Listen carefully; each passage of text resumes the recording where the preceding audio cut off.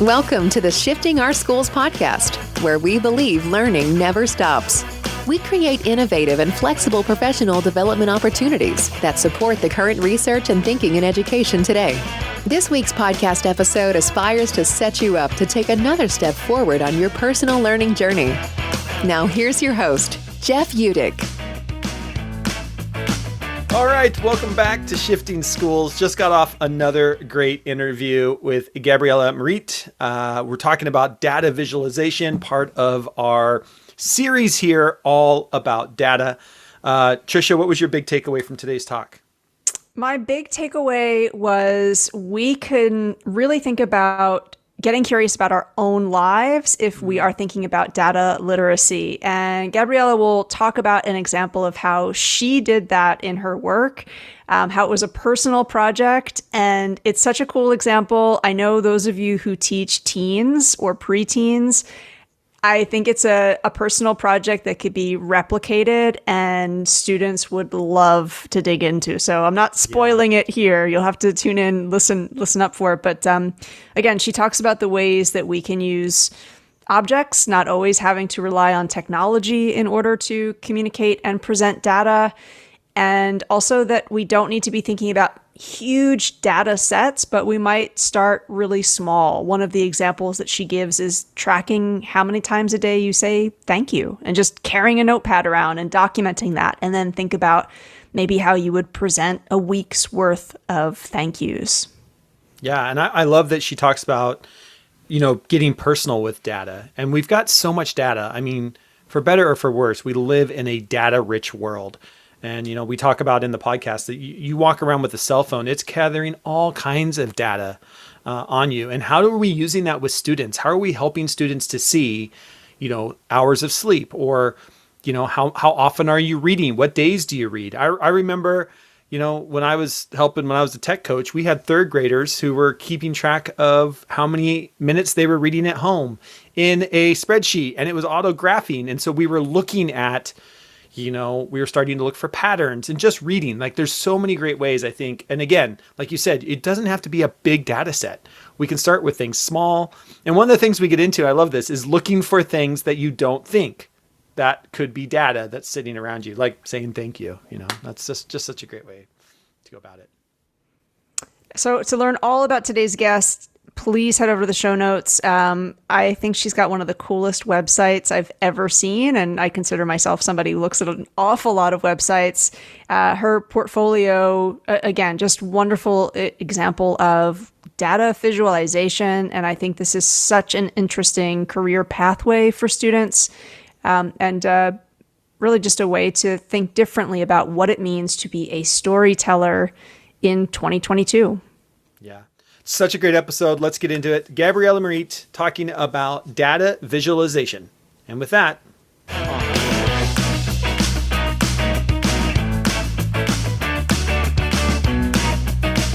right, welcome back to another episode of Shifting Our Schools. So excited to have another guest with us, Gabriella, as we continue talking about data literacy and all the cool stuff you can do with data today. Gabriella, thank you so much for being on the show. Can you give us a little bit of your background, kind of a little bit of your history, and how did you get into data visualization? Yeah, thank you for having me, to start with. What's my background? My background is I studied biology, specifically immunology in school. So I have a master in immunology. And from there, I quickly moved from research, the traditional background in research, to scientific communication. So scientific communication is about taking research papers and translating it to words that are comprehensible to a general public that may not be informed and, have, not be passionate by research papers. So that's kind of what I used to do. And from there, what happened is that I realized that it's sometimes easier to For instance, let's say you have a molecular pathways and you want to explain that, and it will take you 3 paragraphs, but it might just be easier to make an image or diagram. So I was like, why don't we have those available? And so we hired people to help. And then when you get designers that don't have this background of science, they have even a harder time doing it themselves because they don't understand it. So you end up drawing it yourself. And from there, I was like, well, if I can't draw, maybe I can illustrate. And from there, I moved towards data visualization, slowly but surely. Wow, that's cool. And we'll be sure to link to your website. We're really fortunate that we get to see such a wide variety of websites with the guests that we have on the show. Yeah. But I have to say, yours is like one of the most. I guess as someone who works in data visualization, the pressure is on for you to have a cool website. But I'm wondering, we will have listeners, and maybe I'm even asking for myself here, who, when we're trying to define what data visualization is, for someone who's never heard of it before, how would you describe it? What is it that you actually do? You're like a magician. I know, it's like magic. You click a button and then things happen. It's funny because I was explaining to somebody today what it was, and she quickly said, I was trying to explain it, and she interpreted by saying, so you're pretty much translating. And I was like, yes. So data visualization is the art of translating information into a visual story. And the info that are, stories that are engaging and easy to understand to convey that information. When we talk about information, we have to be precise, I think, because it's a bit of a tricky, I think we call it data visualization, but to me, it's even bigger. It's information design. So information can be quantitative. So it can be actual data, like an Excel chart, like an actual table, boring table with numbers, but it can also be more like qualitative. It can be about emotion. It can be things that are not measured with data itself, like with numbers. And the simple way to think of it is typically diagram, for instance, like just showing processes, for instance, is information design, is data visualization, but in a larger way. And I'm really glad that you touched upon kind of the emotional link. We discovered you through a DataFest talk that you gave, and listeners, the whole playlist is great, but your talk specifically really resonated with us. You discuss the ways in which your work amplifies empathy, and you go through examples of the ways in which information, when we present it slightly differently, it can really shift perspective. So I'm wondering if you might speak a little bit more about the ways that you've presented information in a way that goes beyond those numbers. Yeah, absolutely. The first thing that I think why emotion, I think is quite important here to understand it, because it relates to the answer of like, how do we do it?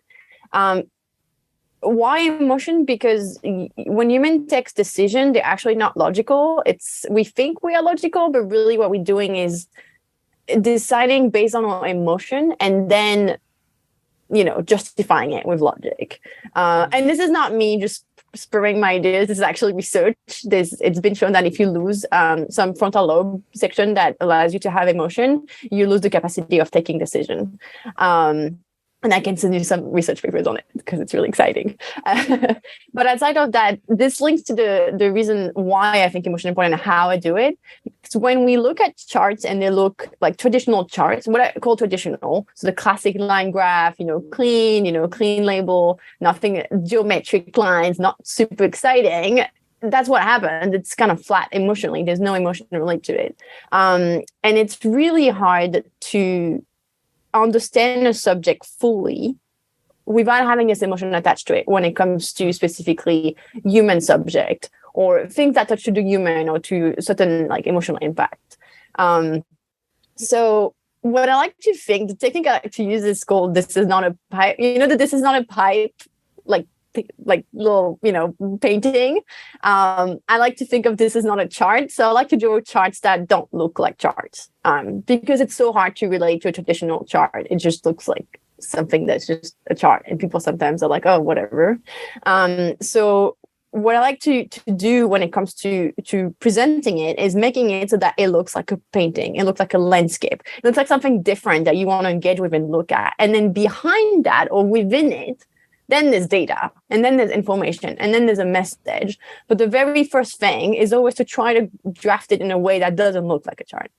And then to do so, you kind of have to define your settings. You have to decide on who's your audience, what's the message, and from there decide how is it gonna feel? How is your visual gonna feel to somebody who's looking at it and I've never seen it before? And then from there, it's almost like deciding if you're gonna do a movie scene. And you said it's a movie scene, like it's a horror movie and it happens, and it's going to be scary. You're going to put it in a specific setting. It's going to be in maybe an old house. There's going to be some like weird noises. The mood is going to be dark. So the same type of thinking that you would do if you have to do a scene in a movie on a certain topic, I would kind of try to find those visual elements and add this into a data visualization. So instead of, let's say you have like a simple pie chart, but we're talking about people. Maybe you're talking about a specific group of ethnicity, maybe a specific ethnicity. Maybe I'm going to actually like put the photography of those people within the chart somewhere. If I'm talking about climate change, I'm talking about carbon emission, maybe there's going to be some smoke visual happening to give a mood and atmosphere. Something that, doesn't look like a chart. And at first look conveys certain emotion. And then at second look also convey a message. I appreciate that. And, in that talk, you give the examples of a few images on social media that have been shared the most, and how at really the heart of each of those images is just like palpable emotion. And that's why they've been shared so widely. And I just think that's really important to be thinking about as storytellers, is how are we connecting with one another's humanity. So again, listeners, the link to that DataFest talk will be in the show notes. If you are curious to learn more, it's a wonderful talk. I really enjoyed it. So that would be a great, I think, follow-up extension. Hey folks, we'll get back to our conversation with Gabriella here in just a second. But first, a word from our sponsor. Pride and Less Prejudice, a nonprofit organization, is excited to announce their second annual virtual auction. This is on during Banned Books Week. That happens September 22nd, a Thursday, through till the Sunday, September 25th. You can join and support the nonprofit organization Pride and Less Prejudice in raising $10,000 to send 800 inclusive books to elementary schools across North America. You're invited to bid on a wide variety of items, including artwork, virtual experiences, Pride-themed items, jewelry, donations from prominent celebrities and musicians, and much more. So join Pride and Less Prejudice for their second Band Together event. See the show notes for more information, or head over to www.prideandlessprejudice.org/events. You have an incredible portfolio over on your website. I was there right before we jumped on the call looking at the amazing stuff in your portfolio. And if you're a math teacher or an art teacher listening to this podcast, you're going to want to go check out Gabrielle's portfolio. It's just stunning to see the intersection of data and visualization. There's just some really cool stuff there to get kids, just to get kids motivated and be thinking about data differently. It doesn't just have to be line charts. It doesn't just have to be a pie graph. How do you bring that emotion to your data? And, you've done so much incredible work. You've had clients like Harvard and MIT, the World Bank, just to name a few. But I really want to talk about your work with the 365 days of texting. Can you explain kind of the origin story of that project, and perhaps walk us through how it developed and kind of what is your 365 days of texting? Absolutely. It's a personal project that I made, was that 2 years ago? Quite a while back. So I happen to be French and be married with an American man. And so part of the process to be able to live together is to get a green card. So we are married and we have to go for process for green cards. So for those who may not know, I think a lot of people don't know, when you get a green card through marriage, it's actually not as easy as you would think. You have to submit an entire folder of your entire romantic relationship to the government. So that includes photography, obviously things like financials and, the boring stuff that shows that you're actually married, but also you have to prove that it's a I'm going to say it in Latin, bona fide, a marriage. So it's an existing marriage. So you have to show text, letters to each other, things that show that you're actually in a engaged in a romantic relationship. So part of doing this putting together this 40 pages folder of what my relationship was, I went into a really deep dive of my relationship, which is interesting in itself.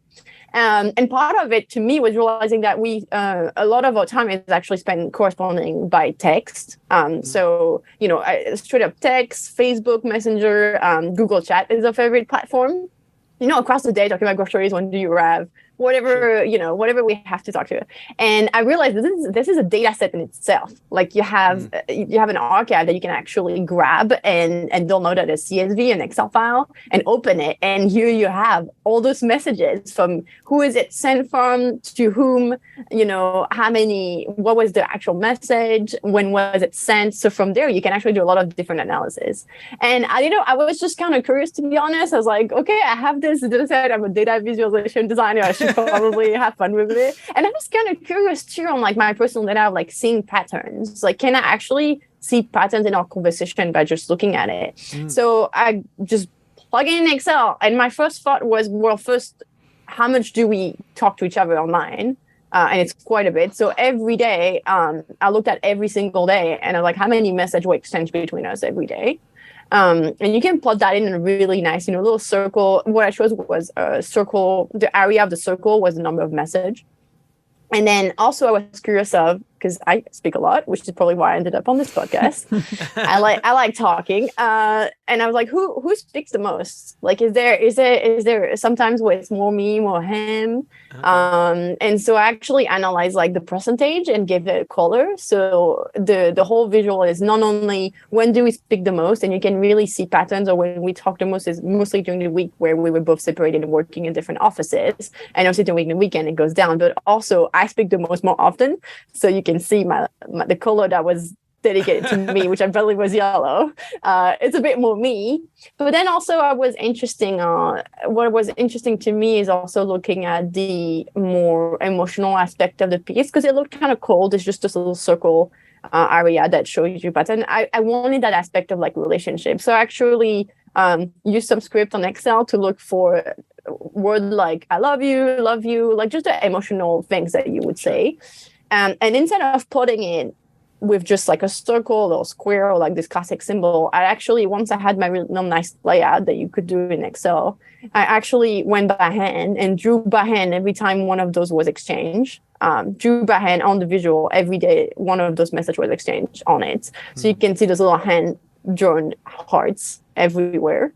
And then the little things, I wanted to annotate it the way, almost like a love letter of 1 year of texting. So I also added, when did we get married? And there's no text that day because we were together the whole day.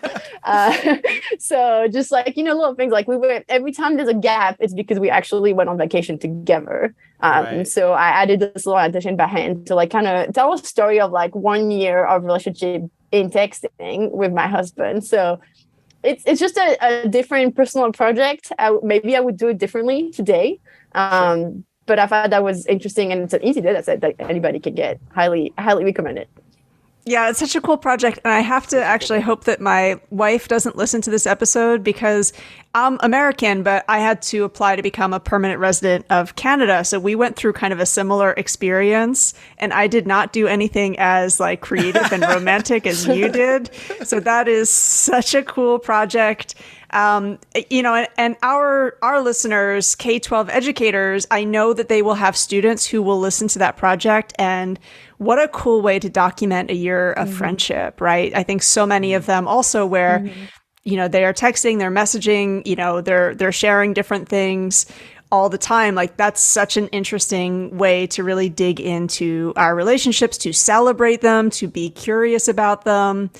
So for our audience, who I know they will have students in mind who are thinking they have some of these similar interests that you have expressed, and they've already perhaps shown some capacity for presenting information in a dynamic way, how else might you tell teachers this is a great way to set up your student on this potential pathway? Like, what are some recommendations you might have, or resources that you would point them to? Or just, again, as you look back at some of the fundamental experiences that you had, what's a great way to sort of help encourage a path towards data visualization as a career? I think it's always hard because for me it was a very personal path too. So I think there needs to be an interest, to be honest, in data to start with. I think people get really discouraged. I would say I was, and I hear it from other people transitioning to data visualization, being a little intimidated by data itself. Just the idea of those numbers, this idea of Excel, this idea of just, all this information, and the idea of like, how do we analyze that without going into deep statistic? So to me, small data, what I call small data, is very important. So how small can we start? And by that, I think most of my personal work is actually really close to that. It's actually very simple data sets. Sometimes it's just 1%, like 30% of those people do these things. The smallest data can be very interesting. So how can we make actually those small data points the most interesting one? It doesn't have to be complex. And I think that's something people forget. They want to have those huge data sets, play on Excel, but that's discouraging. And I think also like a little intimidating for a lot of people. So I would start with just a smaller thing. One other thing is probably what we just talked about, which is making it very personal. There's different ways of making it personal. For some people, it's definitely collecting data about like themselves. So typically that project was one of those. It was personal data. It was my own. It existed, like it was already there. So I kind of took the opportunity. So there's those data sets that already exist, like how many friends do you have on Facebook, where they're located. There's also some that you can actually create yourself. What if you start tracking your own activity, whether it's your diet, your running, your numbers of, we actually naturally do it. I think a lot of people track their steps. So there's things that we already do. So what is it that you collect or that you could collect and make something out of it? Somebody who's really an expert into that and speaks a lot about it is Georgia Lupi, who I work with at Pentagram. She really has demonstration. She actually had an entire project where she exchanged letter with Stephanie Pozavec about like things that we're tracking, like clothing color in my closet, or how many times I say thank you per day, like simple things that you would never think about. But this idea of like personal things that you can collect yourself by hand on a notepad, again, is really easy. And there's something interesting about like knowing more about yourself, maybe, or about people around you. Like I did one obviously on like, our relationship texting. I'm actually currently measuring how often do we fight and what do we fight about? Then like, and maybe it's also interesting in itself, and I could bring that to, I don't know, somebody who can help us out with that. But I think there's definitely this personal aspect. And for some people, and for me, that's mainly the case, is I only want to explore database about things that I care about. So for some people, it's just a personal experience. And for some, it's about other people's experience. So what about your culture? What about the group of people you like, the community you live with? Is there a message, mainly a message that you want to talk about that could be said with the support of data? I would actually argue that a lot of time we all want to talk about inequality, injustices, things we see that we, would like to, raise awareness towards, but we don't really know where to start, and we feel like we don't have the background to do so. But like, start collecting things even in your neighborhood. Like, can we push people to do that, to actually grab a subject of interest to them that they want to talk about, and then back it up with data? And that's something really easy to do, even I assume in the classroom. And it would be interesting to see what people want to talk about too. Like, do they want to talk about their origin? Like, is there like all those subjects that maybe we haven't think about as educators, as people who do data viz? I'm covering subjects that are the one I'm interested in, but I'm sure there's plenty of like, I mean, I had this kid that I was visiting when I was younger. He was obsessed with dinosaurs and knew all the teeth of every single type of dinosaur, and that could be a beautiful data viz in itself. Yeah. So can we have that? I think this is like the first very step. And then the data viz doesn't have to be done in a computer. I think there's this like gap of like people wanting to do really fancy things the way I do, with using like those heavy machines and Photoshops and, really heavy design. But can you do data visualization with rice at home, just rice? Can you do data visualization with putty? Can you do data visualization with cookies? I think there's very simplest way of doing things that are visuals, but may not be made as a graphic in a computer. I'm wondering if an example of that, the artist Christoph Neumann, I hope I'm getting his name right. I I believe, did this series with M&Ms, with, just the chocolate candy, of trying to explain how does the Electoral College work in the U.S. And he only, had kind of M&Ms as the representation. I don't know if that's kind of an example of what you're talking about or not. Yeah, it's a great example. I believe there's an Instagram account called, I believe it's Couple in Data or something related. I'm not sure. It's a couple. And they made data visualization with just like random object, like filling up glasses with liquids, cookie stuff, pizza cut. It's wonderful. It's also hilarious, to be honest. And I think there's a lot we can do with just the object we have, like the size of your pencil. I'm not sure, but and also something about the visual metaphor about which object would you choose to talk about this specific topic? Tape. There's a great video, I believe it's from Vox. I think it's from Vox, about carbon emission per like food item.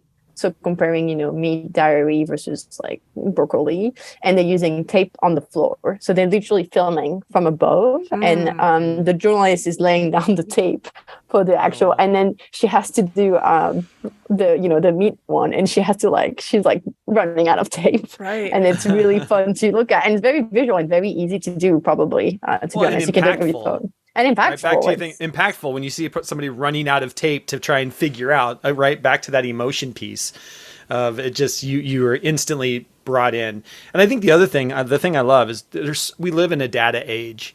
There is data around us. If your cell phone is on you, it is constantly collecting data.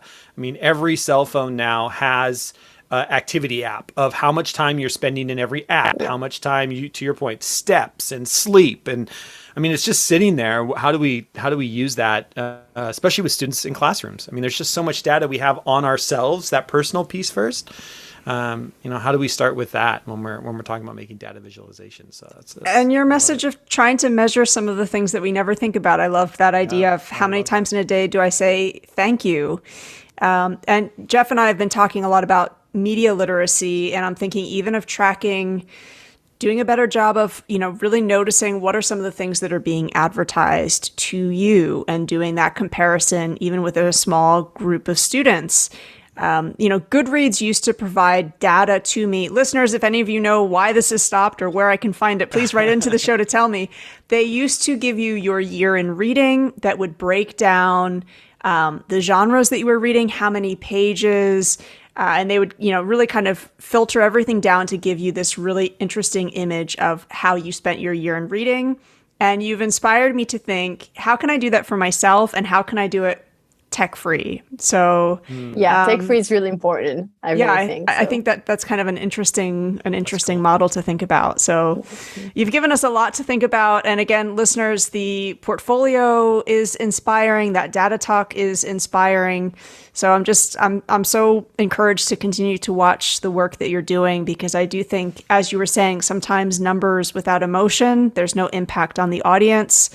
And we do have a lot of different issues that we want to raise awareness about. So making sure that that emotional connection is there at the center as storytellers is so important. And I think it's great to think about how data visualization is a wonderful way for students to play around with their storyteller toolkit.